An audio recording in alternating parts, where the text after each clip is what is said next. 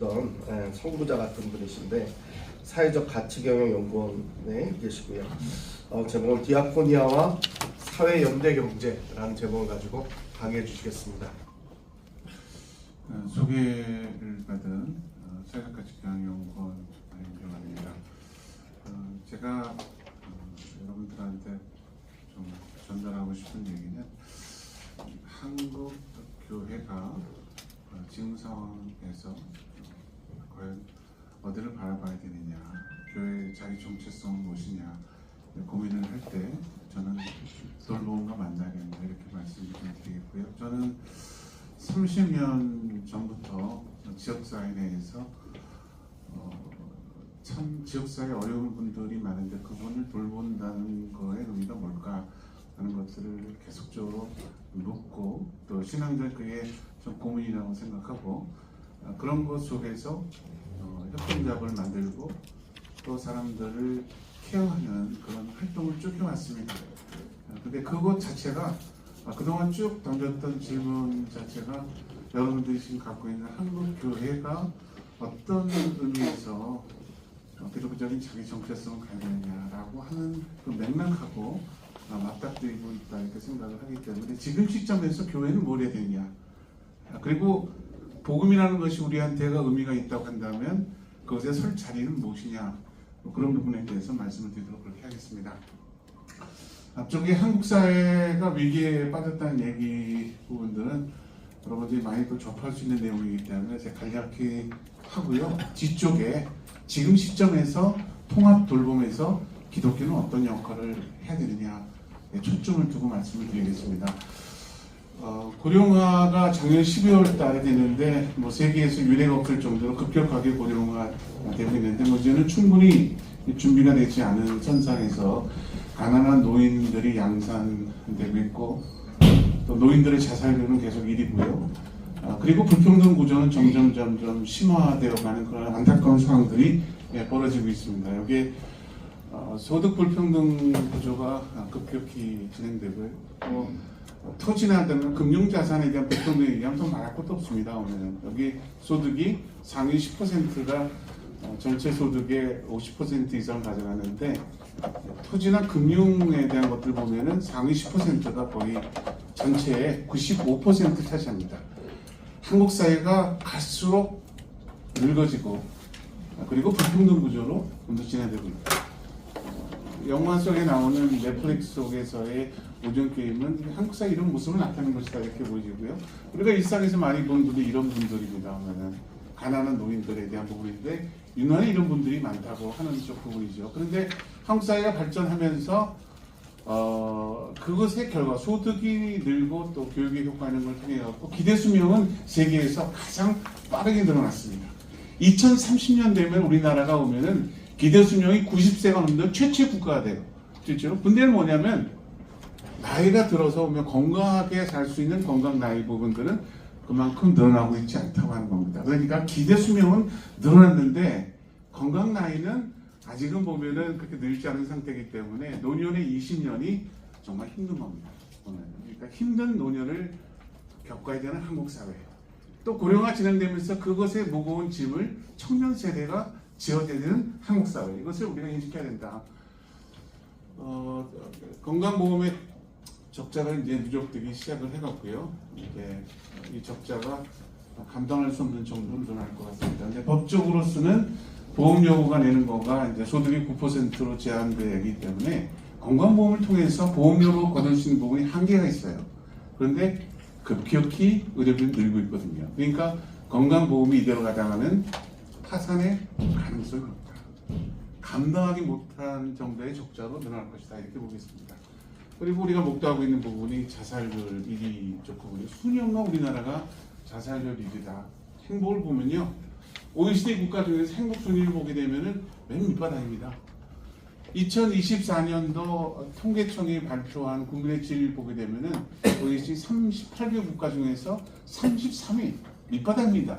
수년간 자살률 1위, 그것도 2위하고 현격한 차이가 나는 1위를 보는 것이 우리나라 부분인데, 근데 상황이 좋아질 가능성이 없다고 하는 겁니다. 안 좋은 지표가 늘어나고 경제는 침체되고 고도 성장이 저성장, 제로 성장, 경제적인 어려운 구조로 하게 됐습니다. 지금은 정치권이 굉장히 혼미한 상태 부분인데요. 기업의 경쟁력은 떨어지고 각종 지표 부분이 사람들의 삶의 질이 바닥으로 가고 있다는 겁니다. 보면은. 그중에서 우리가 초점을 둘 부분들은 사회를 얘기할 때 그냥 경제 성장을 한 것, 자체적인 부분에 GDP가 성장하는 것 말고 그 나라에서의 삶의 질이 어떠냐는 것에 초점을 두는데 유엔 쪽에서 그 평가 지표로서 나타나는 부분들이 Better Life Index라고 하는 삶의 지표에 대한 부분입니다. 근데 여전히 우리가 밑바닥이라고 볼 수 있는데 그 중에서 초점을 둔 부분들이 공동체가 되는 부분입니다. 10점 만점에 유일하게 우리나라가 1.5점이에요. 공동체의 평가 내용은 뭐냐면 살면서 자기가 어려웠을 때 이웃에게 연락할 수 있는 사람이 있느냐, 사회적 자본에 대한 부분인데 다른 어떤 나라들보다도 바닥이라고 하는 겁니다. 1.5. 이건 뭐냐면은 경제 성장의 효율성만 강조한 상태에서 사람들이 결국에서는 각자 도생의 삶으로 처한 겁니다. 일종은 가족이 해체되는 과정 중에 있고 지역 공동체를 말할 것도 없고 그러니까 삶이 갑갑한 거죠. 일종 먹고 살기가 힘든 거죠. 그런데 불평등 구조는 점점 심해지고 있다고 하는 겁니다. 청년 세대는 이것을 더 적감한 부분인데 우리나라에서 폐자 부활증이 있느냐라고 했을 때 20대, 30대에서는 한국 사회는 그렇지 않다고 답변하는 부분이 높다고 합니다. 한국 사회의 미래를 굉장히 담담하게 본다 이렇게 봅니다. 기후재난 또 말할 것도 없는 부분이고요. 네, 이런 부분이어서 결국에서는 우리가 맞닥뜨려지는 부분들이 마을 공동체에 접한 것 같습니다. 결국은 공동체가 그 관계를 회복하지 않게 되면 한국 사회는 희망이 없다라고 하는 부분이고요. 각종 지표 부분에 있어서 한국 사회가 오면은 삶의 질 부분에서 가장 취약한 부분이 공동체에 대한 부분이다. 사회적 자본에 대한 부분입니다. 이거를 회복하지 않으면 한국 사회가 성숙한 사회로 또 살만한 사회로 가기가 힘들다 이렇게 볼 수 있을 것 같습니다. 그런데 이제 내년도에 통합돌봄법이 진행되니까 이제 교계 쪽도 돌봄에 대해서 관심을 갖고 있는 것 같습니다. 근데 우리가 좀 가만히 돌이켜 보면은 사실 그동안 돌봄에 대해서 한국 교회가 별로 한 것이 없습니다. 솔직하게 말씀을 좀 드리면 각종 중요한 돌봄 사업 부분에서 종교재단이라든가 이런 쪽에 맡기게 되면은 신청을 할 때는 재단 입장으로 신청을 해서 줬는데 사업을 수행하는 부분은 개인한테 또 주는 겁니다. 일질적으로. 여기에 대해서 질 관리를 하거나 발전하도록 하는 여러 가지 노력을 하거나 그렇지 않게 되고 있고 종교재단 쪽에 본 부분들은 각종 돌봄이 다 밑바닥 지표입니다. 어린이집 같은 경우도 교회가 맞는 부분이면 평가 전문가들이 들어가서 보게 되면요 정말 갖다 참담할 정도입니다. 교회가 결합하고 재단, 기독교 대학 쪽에서 한 평가 지표들은 다 밑바닥이에요. 일종은. 그러니까 각종 정부 사업 부분에 있어서 돌봄에 대한 부분들은 종교재단 쪽은 배제하라 라고 해갖고 기존에 있는 사회복지법인이 종교적인 법인인 경우에 있어서는 그 밑에 있는 돌봄 공동체들을 다 보면은 사회적 협동조합으로 독립시키는 작업을 정부가 하고 있습니다. 왜냐하면은 사업 자체에 있어서 보면은 그 공동체 갖고 있는 자생력을 지원하고 자립하도록 돕는 역할을 해야 되는데 교회가 전혀 그 역할을 안 한다고 합니다. 심지어는 기독교 사회복지관도 그 역할을 못했다고 하는 겁니다. 그런 부분이기 때문에 지금 있는 부분이라고 하는 부분들은 돌봄의 얘기를 할 때 교회가 설정이 없다. 그리고 사회가 교회에 대해서 갖고 있는 누적된 불만이라고 하는 부분들은 겉으로 드러나는 기독교의 자기지향성과 실천의 모습이라고 하는 부분들은 너무 현격한 차이다 합니다. 각종 지표나 이런 것들을 보면 이런 현실들을 우리가 관찰할 수 있습니다. 근데 제가 말씀드리는 이 얘기를 하고 싶은 게 아니고 교회가 손 놓고 있었지만은 크리스찬들은 이 현실 속에서 새로운 영역을 개척해 왔습니다. 그 개척한 상당 부분들이 제가 보기에는 협동조합이나 생활공동체나 마을공동체나 이런 부분 쪽으로 실천해 왔는데요. 그에 대한 사례를 잠깐 소개하고 그런 걸 통해 갖고 한국교회가 어떻게 해야 되냐 하는 마무리 말씀을 드리도록 그렇게 할게요. 돌봄과 관련해서 40년 전에 계획환자촌을 구성을 해서 돌봄을 실천한 대표적인 그룹이 있다면 이제 디아코니아 자매가 있습니다. 여기 안명모 박사님이 시작을 해서 목포나 이런 쪽에서 참 어려울 때 그런 역할들을 많이 해서 돌봄의 중요한 지표가 되는 분들입니다. 그리고 먹거리 돌봄 같은 경우에서는 지금 한살림이 성장을 많이 하고 있는데 기독교는 아니지만 보면 캐톨릭에 대한 배경을 갖고 있지만 장일순 선생 같은 경우에서는 지금의 성장하는 협동조합 중에서 한살림의 창시자이라고 볼 수 있겠습니다. 그러니까 지금의 사회 연대 경제 쪽에서 가장 성장하고 강한 힘을 갖고 있는 부분들이 생협에서는 한살림입니다. 그리고 사회적 협동조합에서는 의료복지 사회적 협동조합입니다. 근데 양축을 보게 되면은 다 기독교적인 캐톨릭적인 배경을 가지고 그 정신 속에서 이 영역을 개척해 왔습니다. 의료 분야도 마찬가지입니다. 전후에 어려운 시기 때 장기려 박사가 부산에서 교회와 더불어서 청신자 의료조합을 만들었습니다. 그리고 그 뒤를 이어갖고 94년도에 대한민국 의료 공동체 기독청년이라고 하는 그렇게 크지 않는 평신도 단체에서 90년대 초부터 대안적인 공동체를 어떻게 모색할까 고민하고 또 실천하고 하는 과정 속에 태동된 부분이 의료협동조합 부분입니다. 지금은 성장돼서 사회협동조합에서 가장 강력한 힘을 갖고 있는 부분이 의료복지 사회적 협동조합인데, 그런데 시작하는 출발 그리고 의료복지 사회적 협동의 곳곳에 크리스천들이 역할을 하고 있습니다. 이것이 굉장히 중요한 자산이다. 보여지고 처음 시작했던 안성의료 생협에 대한 사진 부분이고요. 저기 안성의료 생협에 대한 부분입니다.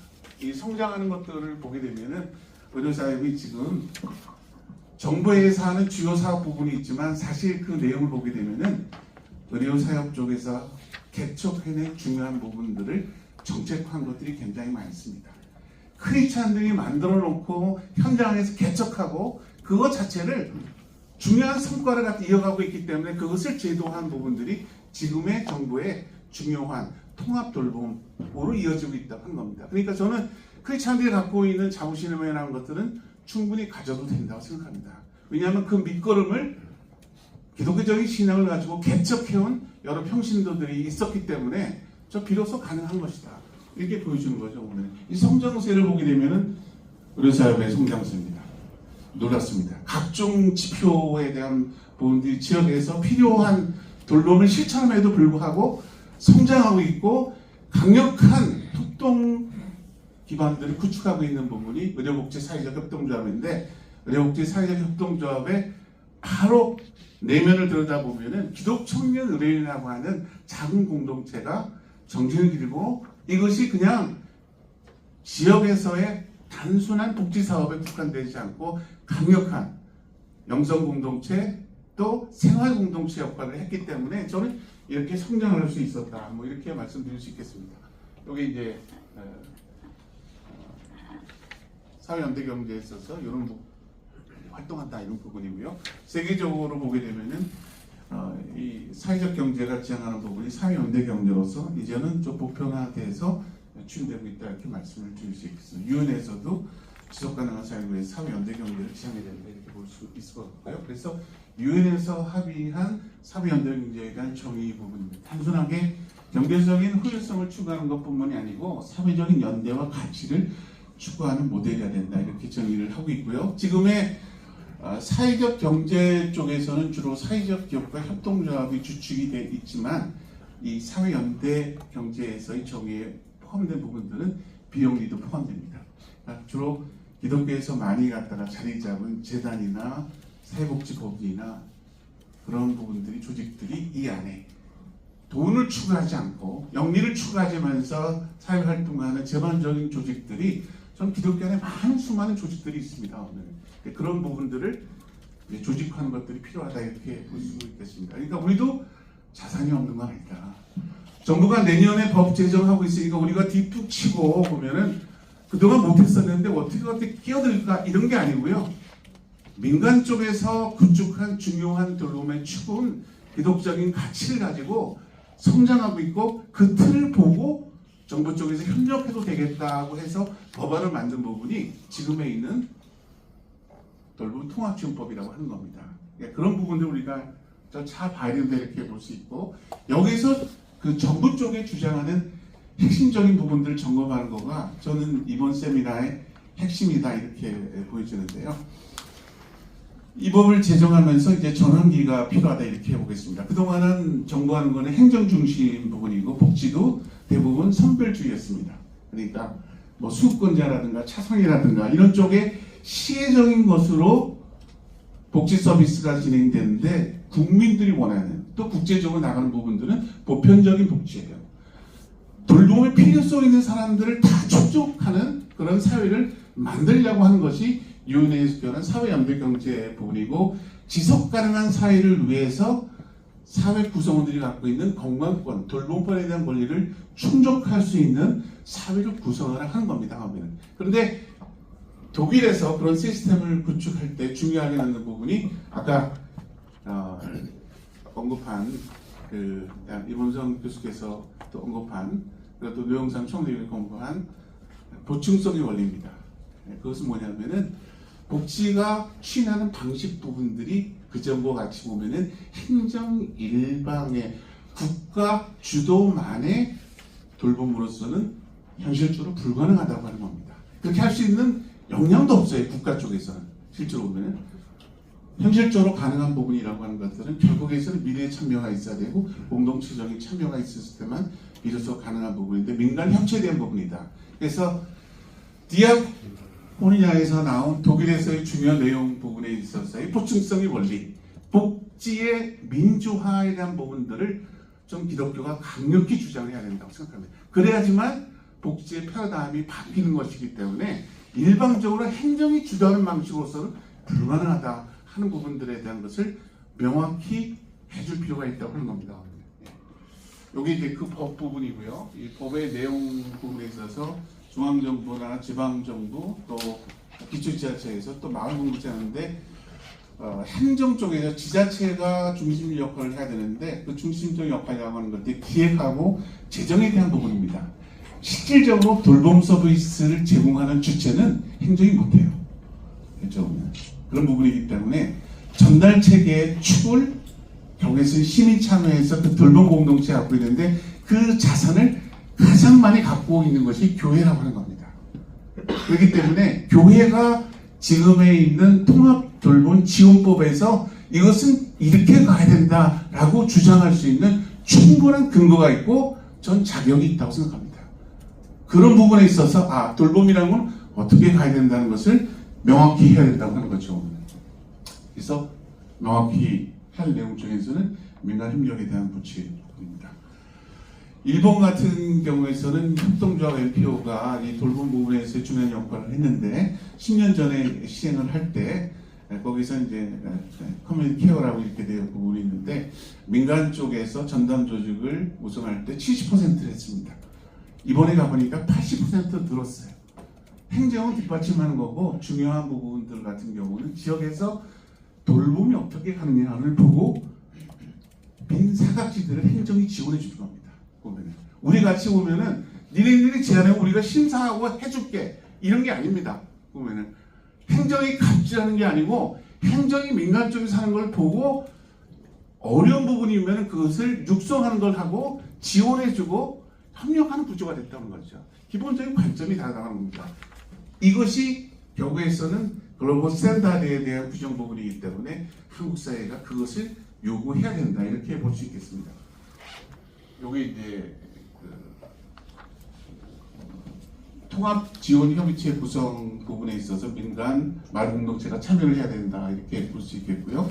이런 법 부분에 있어서 마을공동체가 참여할 수 있도록 조례를 제정해야 되는데, 이런 부분들이 실질적인 참여가 교회나 마을공동체가 참여할 수 있도록 법이 시행령과 시행규칙이 마련될 수 있도록 노력을 해봐야 될 것 같습니다. 이건 이제 동단위에서 교회 협력이나 이런 부분들에 대한 사례 부분이고요. 그래서 각 지역 부분에서의 돌봄의 여러 가지 영역 부분이 있는데, 요 이제 6가지 돌봄 관련해서 요약 일상 지원, 먹거리 돌봄, 주거, 의료 이런 부분에 대한 영리한 역할들 이런 부분들이 각 지역에서 촘촘히 이루어져야 될 것이다 이렇게 볼 수 있겠습니다.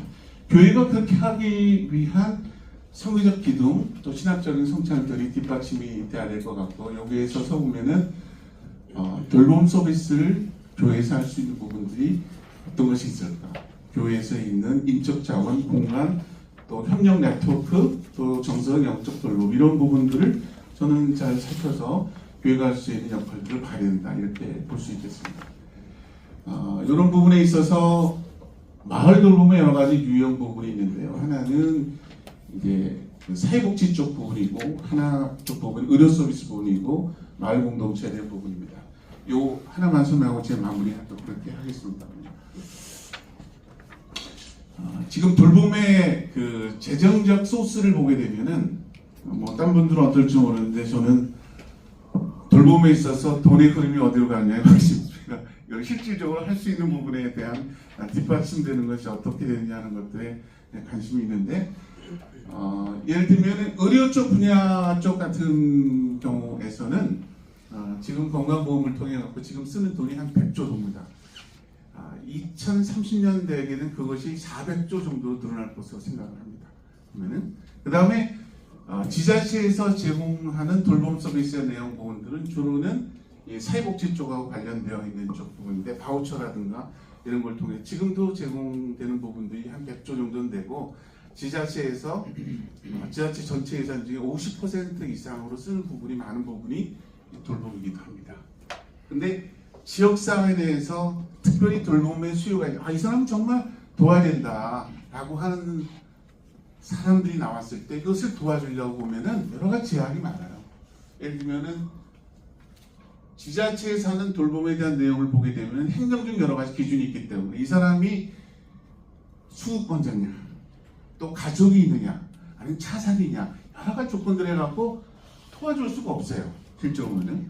그리고 의료에 대한 부분은 장기암보험이나 건강보험을 통해 갖고 구체적으로 보면 어떤 서비스와 연계돼서 그 서비스를 받을 수 있는 조건이 되느냐 예를 들면은 등급이 되느냐 실제로 보면은 이런 걸 따지기 때문에 하다 보면은 굉장히 돌봄의 사각지대가 많은데 이쪽 부분들이 재정이 충분치 못합니다. 건강보험 쪽도 마찬가지고 또 지자체 돌봄 같은 거 그렇고 돌봄의 사각지대가 뻥뻥뻥뻥 뚫려 있는 거예요. 그런데 교회에서 보게 되니까 교회 지금 갖고 있는 전체 예산 부분들은 사회봉사 예산이 교회의 한 11% 정도라고 치면은 교회 갖고 있는 자산 부분들은 여기 돌봄에 쓴 부분들은 대충 보면은 한 1조, 2조 정도는 됩니다. 그런데 건강보험과 사회복지 전체 예산 규모로 보게 되면은 5% 이하 정도예요. 아주 작은 정도입니다. 그리고 갈수록 이 부분은 줄어들 겁니다. 돌봄에서 교회가 가질 수 있는 재정으로 도울 수 있는 부분들이라는 것들은 많지 않다. 그런데 이 5% 미만의 부분도 돌봄의 사각지대를 메운 데는 굉장히 유효하다는 거예요. 실제로 그러니까 행정이 돕지 못하는 부분들을 교회가 도울 수 있고 교회는 수많은 인적 자원을 갖고 있다고 하는 거죠. 실질적으로. 그렇기 때문에 돌봄을 할 때는 어떻게 해야 되냐면은 이 세 가지의 포트폴리오를 다 가져야 됩니다. 왜냐하면 재정이 이쪽으로 다 투입되는 상태이기 때문에 보면은 평신도를 육성을 해서 의료 서비스로 가는 부분이나 또는 돌봄 서비스로 가는 예산 부분들을 다 포괄할 수 있을 정도로 돼야 된다. 그리고 교회는 또 나름대로 돌봄의 사각지대를 메울 수 있는 방향으로 가야 된다고 했을 때 전 이 세 가지의 포트폴리오가 어느 정도 마련되고 또 신학적으로 단단해졌을 때 그랬을 때 전 한국 사회가 한국 정부에 대해서 목소리를 높일 수 있을 것 같습니다. 복지를 민주화해라. 그리고 복지를 지역 주민들의 자치적인 참여로 전환하도록 하라. 라고 하는 목소리를 세게 낼 수 있는 그룹은 사실은 한국 사회는 별로 없습니다. 한국교회가 여기 있는 그룹들을 하나하나 포괄하고 또 교회가 지역사회에서 할 역할들을 명확하게 하면서 외국에서의 여러 가지 흐름들 속에서 교회가 할 수 있는 목소리 한국 사회가 지속 가능하기 위해서라면 결국에서는 이 돌봄에 대한 부분들이 민간의 자발적인 참여와 시민 참여를 통해서 이루어질 수 있도록 그리고 복지가 민주화되어야 된다. 독일 교회가 경험하는 것 같이 독일 교회는 캐톨릭의 그 원칙 보충성의 원리 부분들을 제도화해서 디아코니아라고 하는 엄청난 정도의 사회복지의 실천 네트워크를 구축을 했거든요. 우리도 제가 보기에는 그 시점이 왔다고 생각합니다. 그런데 이 시기를 지나면 전 한국 사회가 돌봄에 끼어들 수 있는 기회가 없을 것이다. 마지막 기회다. 이렇게 생각하고 교회가 설 자리, 그리고 한국의 돌봄 부분이 충실하게 우리 한국 사회에서 적응되게 하기 위해서라면 저는 한국 교회가 오면은 협동조합을 돕고 또 사회복지를 돕고 챙기고 또 정부에 대해서 목소리를 높이고 이런 역할들을 하고 지역사회를 케어하는 역할을 해야지만 한국 사회 내에서 한국 교회가 갖고 있는 이 존재감, 이 자긍심, 좀 그것이 비로소 확보될 수 있을 것이라고 생각하고 우리가 뛰면서 한 사람 한 사람의 돌봄 또 그것의 가치들을 우리가 존중하려는 노력을 했을 때 한국 사회의 한국 교회의 존엄성이 전 세워질 수 있다고 생각합니다. 그러니까 지금 말하는 부분이라는 것들은 쉽게 세워지는 것이 아니다 생각하고 여러분들과 함께 그런 새로운 지평을 마련했으면 좋을 것 같습니다. 네, 감사합니다.